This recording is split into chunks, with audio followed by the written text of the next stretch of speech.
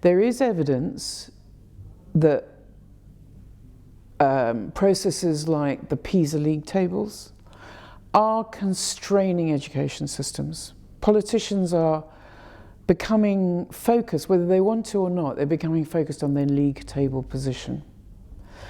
And as a result of that, and also as a result of some of the mechanisms which measure where you are in how you get into that league table,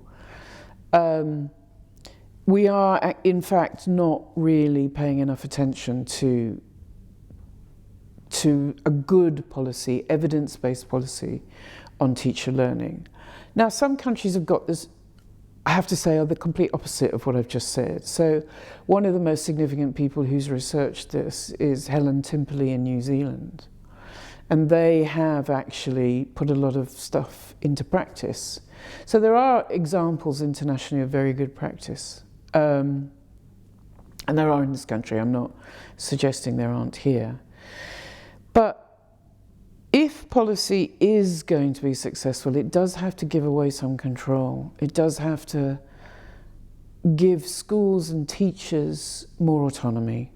You can't control people's learning to the degree that it's being controlled in many places with generic training programs, CPD programs, that don't allow for any of the stuff that we've been talking about here.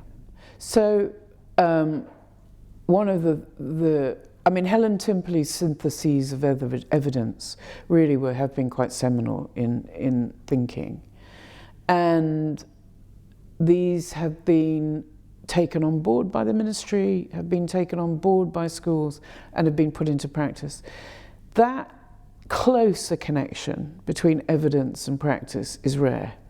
In some places it's been put into effect, and there are examples. I'll give you one example actually from the UK, and that's the London Challenge. Now, the London Challenge was a program to do with improving schools, secondary, I think it was just secondary, I'm not sure about that, but secondary schools in London. And it came out of a group of actually academics working with policymakers who had worked in this field for a long time and had done a lot of research. And they used some of the key factors to support development and reform.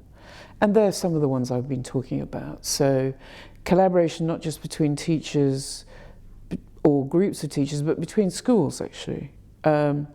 Lots of support, lots of external and internal support mechanisms, lots of problem solving, schools setting their own agendas of what are the issues we're trying to face and how might we tackle it. This approach has resulted in the fastest improvement in student attainment ever seen in this country. It's exceeded every other area of the country, so that now London schools are some of the best in the country. And it's a potentially good example for policy, because if we were to do what New Zealand has done and actually, learn from a program like that and apply it, the power for change would be amazing.